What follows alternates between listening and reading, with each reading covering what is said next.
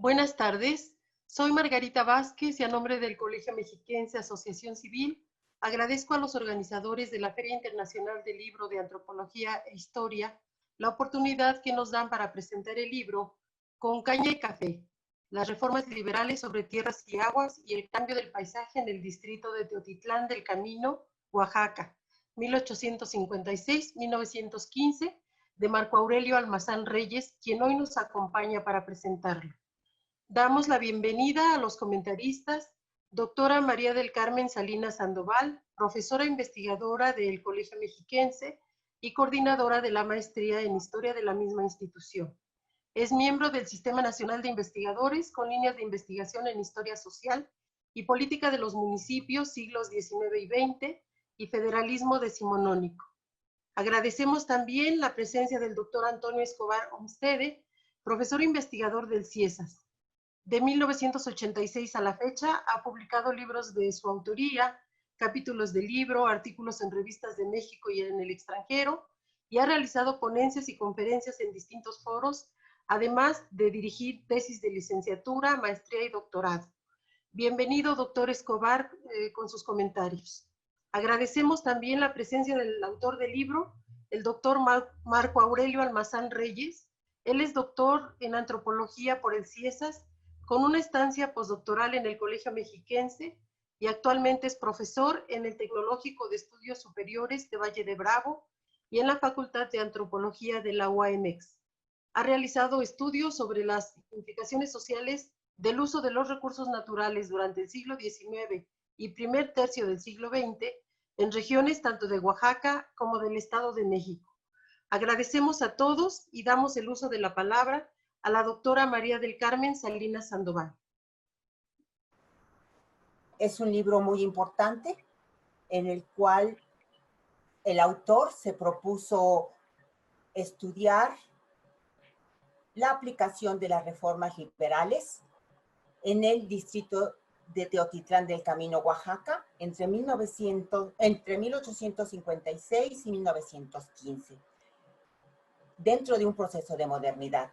También para el autor es muy importante señalar en su libro el impacto en la propiedad y en el aprovechamiento de tierras y aguas para mostrarnos los cambios en el aspecto social y natural de su zona de estudio. Siguiendo este objetivo que nos propone el autor del libro, hago mis breves comentarios.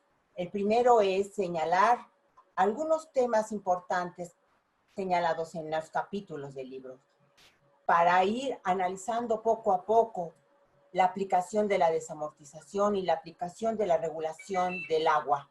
Por lo tanto, es para mí un gusto haber leído el libro porque nos muestra el autor, entre varios temas, la comparación entre dos zonas geográficas. Una de ellas es la Sierra Mazateca y la otra la Cañada. Esta comparación permite que el lector vaya viendo que la aplicación de la desamortización no fue homogénea, sino tuvo particularidades en cada una de estas áreas geográficas. El autor también se preocupa por marcarnos legislación, el papel importante del Estado a través del jefe político y ayuntamientos. Nos expone también la actuación dinámica de los actores sociales. Al mismo tiempo, da unos antecedentes muy importantes sobre los conflictos previos a la desamortización que se agudizan en este periodo de estudio. Algo notable dentro de este trabajo es cómo el autor maneja el contexto económico, cómo articula el aspecto local con el aspecto nacional e internacional en cuanto a inversiones. Esta riqueza que nos muestra el autor se profundiza cuando el autor va incluyendo poco a poco el análisis al aspecto del cambio del paisaje. Por lo tanto, es para mí una obligación mencionar algunos de los aspectos del paisaje involucrados en este libro. Cuando Marco nos presenta, por ejemplo, la implantación de las fincas cafetaleras o el cambio de cultivos de caña y de café, vamos viendo el impacto en la naturaleza y en el aspecto social. Cuando el autor empieza a describirnos los aspectos de la naturaleza, por ejemplo, la orografía, la hidrografía, el clima, los aspectos naturales, los fenómenos que acudieran en la zona de estudio, vemos por qué hay que incorporarlos a los estudios históricos, estos aspectos de la naturaleza. En este tema en especial hay que incorporarlos por la facilidad que esto implica para conocer por qué se concretan en algunas zonas las reformas liberales y por qué en otras no se concretan. Por lo tanto, la observación del papel de la naturaleza es muy importante en este libro. Nos da nuevos elementos de análisis, como es explicarnos lo de las fincas que mencioné, explicarnos los conflictos, explicarnos por qué hubo una competencia de los recursos naturales en los nichos ecológicos. Es el papel de la naturaleza, como nos les pone el autor, es algo esencial porque no solamente es el contexto en su libro, sino es un actor más, un actor dinámico. Por lo tanto, es necesario, cuando leamos este libro, ir viendo estos aportes que la naturaleza le dio al autor para concluir y darnos más aportes en el aspecto de la aplicación de las reformas liberales. El libro se circunscribe en la historia agraria, pero al incluir como un eje analítico el análisis del paisaje, entramos dentro del ámbito de la historia ambiental. Por lo tanto, las conclusiones del libro están con una riqueza mayor que en otros libros en que solamente nos acostumbramos a ver la parte legal o la parte de los conflictos, sino en este caso vamos viendo un papel dinámico de la naturaleza. Es para mí un gusto haber leído este libro e invitar a todos los interesados en el tema a revisarlo, a cuestionarse nuevas cosas que hagan posible el avance en la investigación sobre la aplicación de las leyes liberales, de las reformas liberales de la segunda mitad del siglo XIX. Muchas gracias por permitirme nuevamente al autor leer su libro. Al contrario. Sí, al contrario, doctora, muchas gracias. Bueno, muchas gracias al Colegio Mexiquense y al doctor Marco Aurelio Almazán Reyes en haberme invitado a la presentación de esta nueva publicación, fruto de trabajo del doctor Almazán durante bastantes años.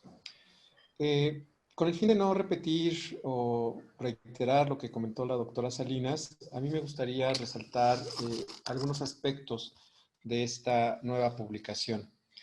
Una es que es un libro que viene a aportar algo que no se ha desarrollado mucho en otros estudios en torno a lo que ha sido las historias en relación a la desamortización, que es cómo pensar espacios sociales que funcionan como bisagras entre diversos espacios. En este sentido, centrarse en lo que implica el Distrito Político Administrativo de Teotitlán del Camino nos muestra cómo este tipo de estudios permiten entender el rol que juegan estos espacios sociales en términos de bisagra en muchos momentos de la historia del siglo XIX y gran parte del siglo XX. Por otro lado, digamos, siguiendo la idea anterior, este libro implica que un acercamiento historiográfico a un espacio social que por alguna razón no había llamado la atención a la historiografía en torno a Oaxaca.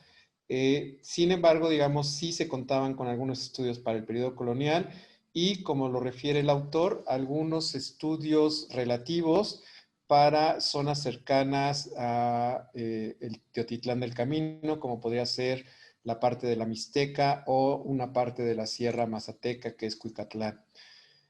Por el otro lado, creo que también este libro viene a aportar algo sumamente importante, que es el sentido de cómo combinar entre la historia agraria y la historia hídrica en los estudios historiográficos.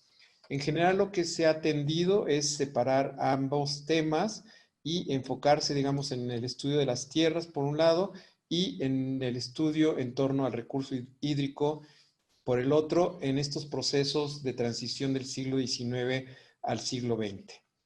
Y este sería, digamos, otro de los aspectos a resaltar del texto del doctor Almazán, en que muestra esta transición entre el siglo XIX y el siglo XX, no solamente en términos de lo que ahora se podría llamar como las políticas públicas, en términos de lo que implicaba la desamortización, lo que implicaba la supuesta centralización del recurso hídrico bajo la administración del gobierno federal, sino también en cómo los propios actores sociales amoldaron a su conveniencia o no las diversas legislaciones nacionales y estatales.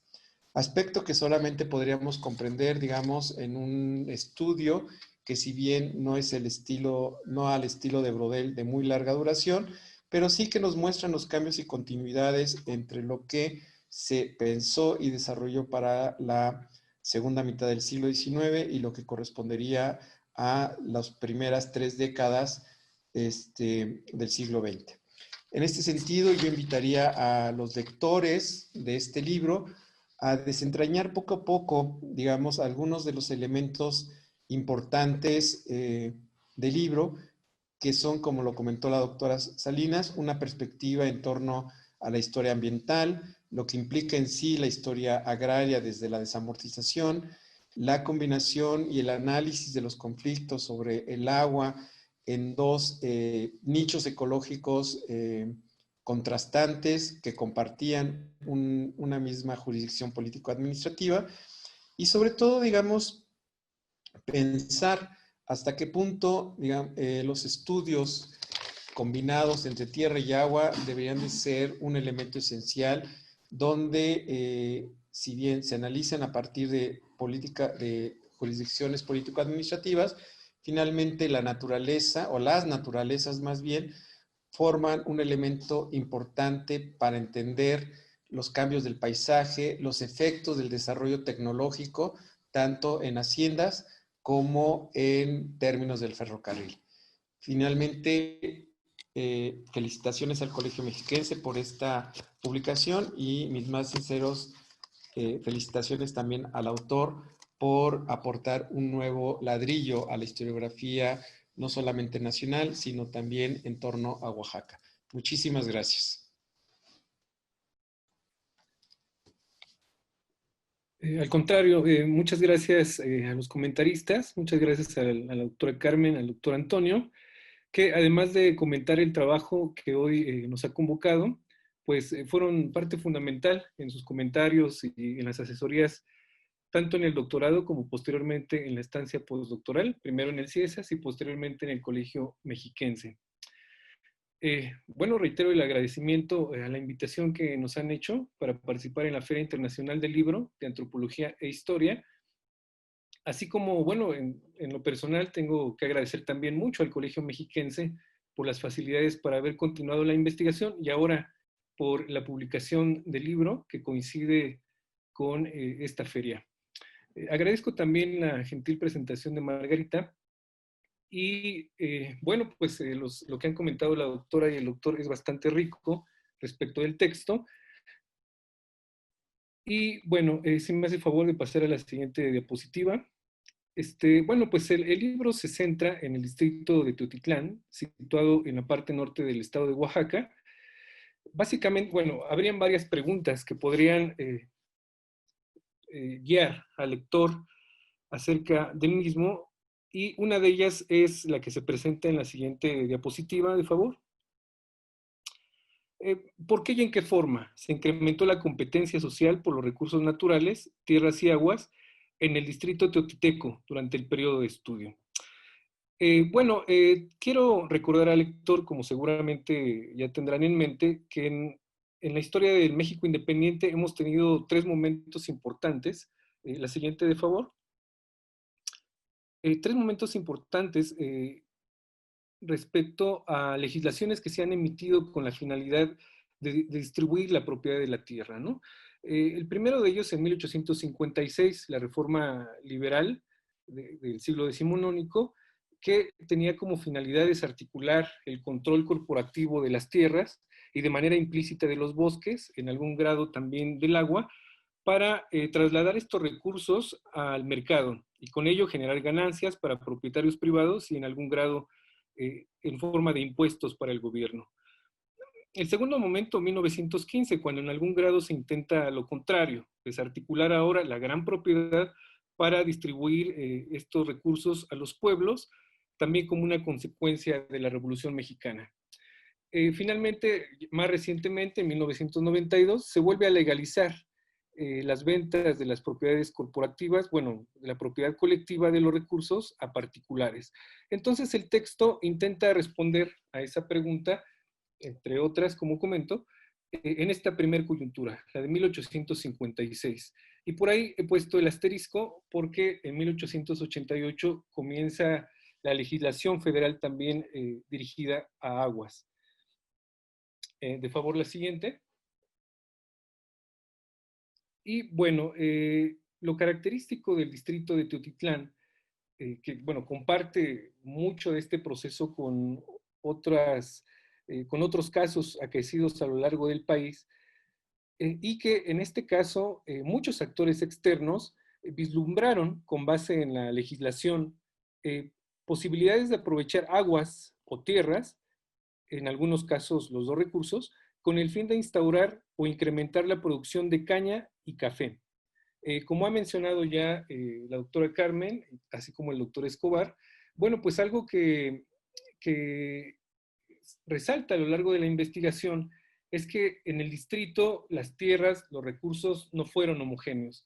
Las características naturales posibilitaron que en la parte baja, en la conocida como la cañada, fuera el agua el objeto del conflicto y de la competencia por los recursos, mientras que en la Sierra Mazateca habrían sido las tierras las que eran buscadas predominantemente por dichos actores externos. Y bueno, finalmente, para concluir, de favor pasa a la siguiente diapositiva.